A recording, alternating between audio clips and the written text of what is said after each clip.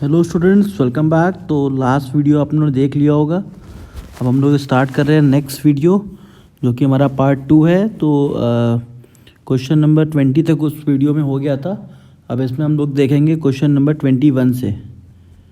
तो देखते हैं 20 नंबर 1 में क्या क्वेश्चन है। तो as indifference curve is convex to the origin because of. तो इसमें आपको देखना है इनडिफरेंस कर्व क्यों कॉन्वेक्स होता है ओरिजिन से। तो सोचिए क्या होगा सही answer.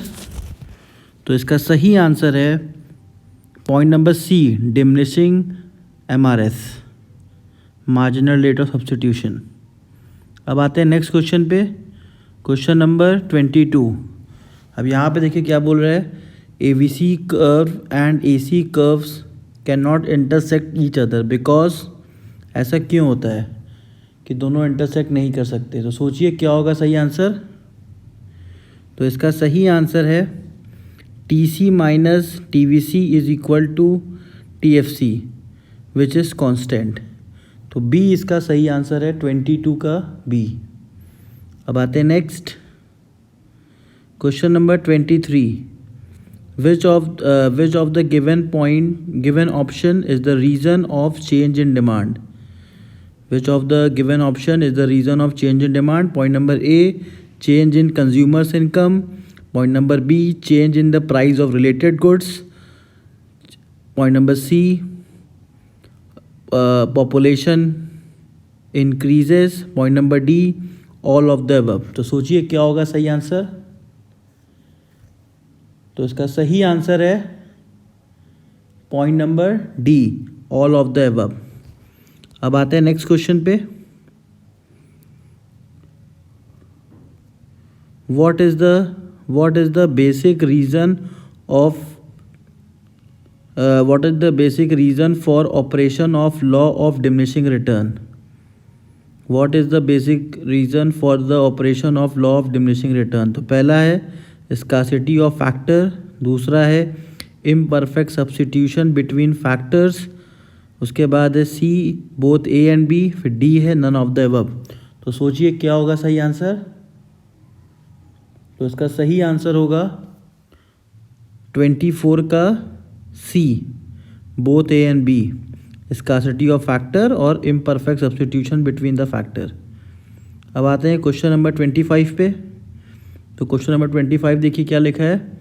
What is the reason for the U shape of the short run average cost curve. तो यू शेप क्यों होता है short run average cost curve. तो देखते हैं क्या होगा सही आंसर।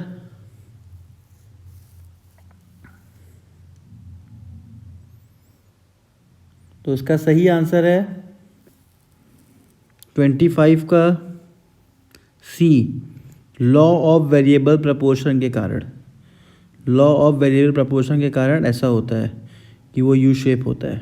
अब आते हैं नेक्स्ट क्वेश्चन पे, question number 26। The reason for decrease in demand is. The reason for decrease in demand is, पहला है rise in price, rise in the price of substitute goods, increase in the price of complementary goods, decrease in income in case of inferior goods. तो देखते हैं क्या होगा सही answer. तो सही आंसर है 26 का C, increase in the price of complementary goods. अब आते हैं next question number 27। The demand for a certain brand of fruit juice is elastic because. तो ऐसा क्यों होता है, देखते हैं क्या होगा सही आंसर। तो आंसर इसका सही है point number C, its substitutes are available in the market. तो सब्स्टिट्यूट अवेलेबल है मार्केट में, इसीलिए उसका डिमांड इलास्टिक होता है। अब आते हैं next, the reason for downward sloping demand curve is. तो क्या है डाउनवर्ड स्लोपिंग डिमांड कर्व का reason. Inverse relationship between price and demand, inverse relationship between income and demand, direct relationship between price and demand, और third है both A and B, sorry fourth option. तो question number 28 का देखिए क्या होगा सही answer. तो इसका सही आंसर है inverse relationship between price and demand. अब आते हैं next question number 29। Which of the given option is correct reason for the backward bending supply curve. तो बैकवर्ड बेंडिंग सप्लाई कर्व का क्या रीज़न है? तो सोचिए क्या होगा सही ऑप्शन।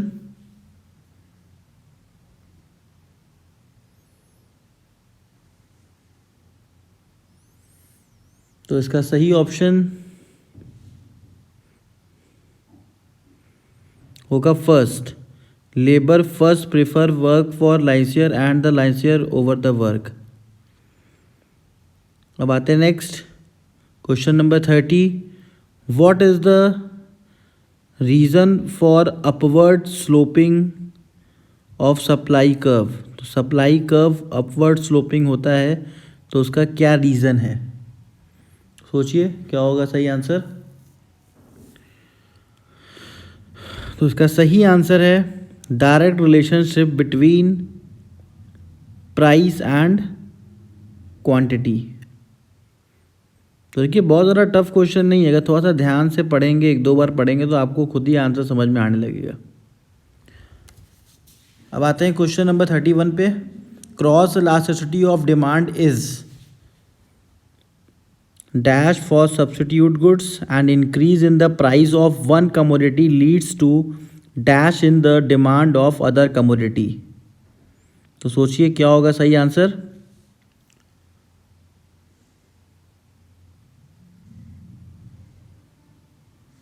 तो इसका सही आंसर है ए, पॉजिटिव एंड इंक्रीज। मतलब cross elasticity of demand is positive for substitute goods and increase in the price of one commodity leads to increase in the demand of other commodity.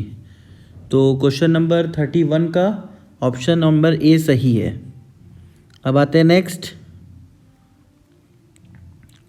Question number 32। Opportunity cost of the goods is the. तो opportunity cost of the goods is the क्या होगा सही option. तो ये काफ़ी common question है, आपको अच्छे से पता ही होगा इसका आंसर। तो next best alternative, point number B. अब आते हैं next question number 33। If the price of petrol increase, if the price of petrol increase the demand for the car will. तो क्या होगा सोचिए। Decrease, point number B. अब आते हैं next. What is accented demand also known as. तो accented demand का एक और नाम क्या है, यह आपको बताना है इसमें। तो इसका सही आंसर है intended demand, point number A, intended demand. अब आते हैं next. The slope of the indifference curve is equal to. The slope of indifference curve is equal to. तो सोचिए क्या होगा सही आंसर क्वेश्चन नंबर 35 का। तो क्वेश्चन नंबर 35 का सही आंसर है मार्जिनल रेट ऑफ सब्स्टिट्यूशन। सही आंसर है मार्जिनल रेट ऑफ सब्स्टिट्यूशन। अब आते हैं नेक्स्ट क्वेश्चन नंबर 36। आपके जो भी आंसर देखिए 20-20 क्वेश्चन का हमने स्लॉट बना लिया है, ठीक है। तो 20 का पार्ट 1 में था, अगर आपने नहीं लगाया तो उसको लगा लीजिए और कमेंट में अपने मार्क्स ज़रूर लिखिएगा। और 20 का हम लोग ये भी स्लॉट बनाएंगे, ठीक है। फिर उसके बाद थर्ड पार्ट में बाकी के क्वेश्चंस करेंगे। तो देखिए कितने मार्क्स आपके आ रहे हैं 20 में से, तो कमेंट में मार्क्स ज़रूर लिखिएगा।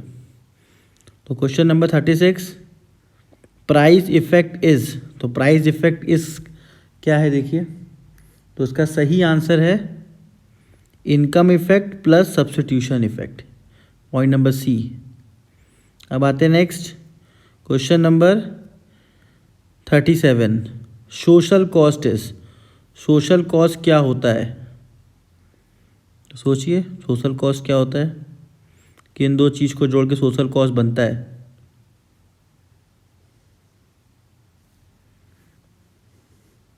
तो सही आंसर है private cost plus external cost, ठीक है। तो एक्सटर्नल कॉस्ट और प्राइवेट कॉस्ट को जोड़ते हैं तो सोशल कॉस्ट ही होगा। अब आते हैं next question number 38। Dash is the example of the goods of snob appeal.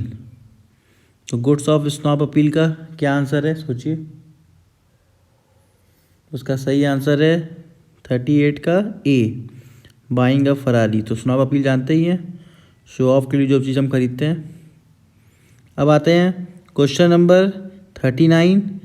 The short run refers to the period of the time when output can be increase by increasing dash while keep dash constant, keeping constant. तो देखिए क्या होगा सही answer, सोचिए। Question number 39 का देखिए, question एक दो बार पढ़ेंगे तो कॉन्सेप्ट क्लियर हो जाएगा।